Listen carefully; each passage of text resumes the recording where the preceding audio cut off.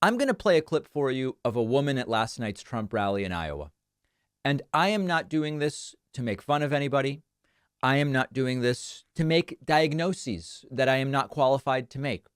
I am doing this because it is once again a question of when are these not merely political or religious beliefs, but they are diagnosable mental illness? I don't know the answer. I'm asking you, okay? Here is a video of a woman that they interviewed yesterday at the Trump rally. And, you know, we talked about this yesterday. We have to go back to it. We talked about it yesterday with regard to MAGA Mike Johnson. Is the content of what this woman says not a paranoid delusion?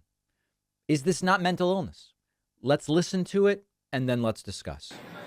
I don't want to say he's perfect. The only perfect person that ever walked this earth was Jesus, but Right. he was wonderful in office for 4 years, and he proved that. So what is it about Trump that you love so much?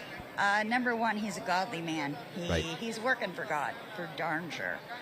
Number two, he really cares about us. He cares about us. He cares about what happens to us. He cares about our country. He didn't come in there because he wanted the money. He's got money. He's coming there because he is actually working for God, and he wants to help us, and he wants to get us to he wants to make America great again. And I it's true, but I think he's going to make it even greater, because I don't think, no matter what they try to do to stop him, he's going to come back, because he's working for God and God's on his side. God is on his side and he is working directly for God. Folks, I know that when we look at when people make claims equivalent to this without a religious context, often they are medicated, right?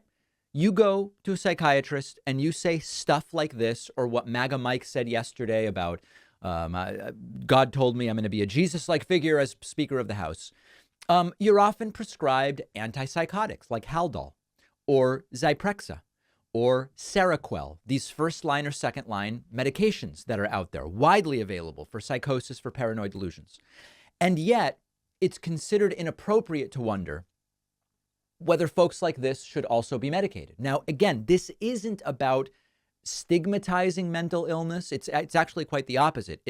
We talk about there is so much undiagnosed mental illness. And part of it is that mental illness is often under health insurance considered this separate thing with different policies and reimbursements in a different department. And people either don't have the wherewithal or simply don't have the coverage that they need to avail themselves of these services. Part of this is about primary care is often not good enough at saying there's something called integration, where they try to integrate mental health services into primary care. So you go in because of what you say is a physical symptom, and the primary care doctors are trained to determine this may be someone who would actually benefit from mental health services. This is not about we need to run, they don't need an X-ray.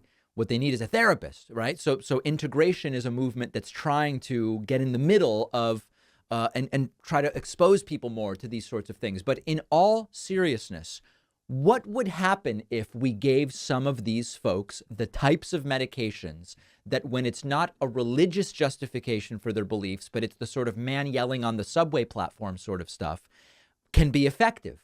And again, I'm not looking to stigmatize or attack or make fun of, but I wonder how much of people getting sucked into these cults where they believe Trump was chosen by God to become some sort of messianic figure, how much of it might benefit from being treated as if it was just regular old psychosis or paranoid delusions. I know there's a ton of mental health professionals in the audience. Let me know what you think.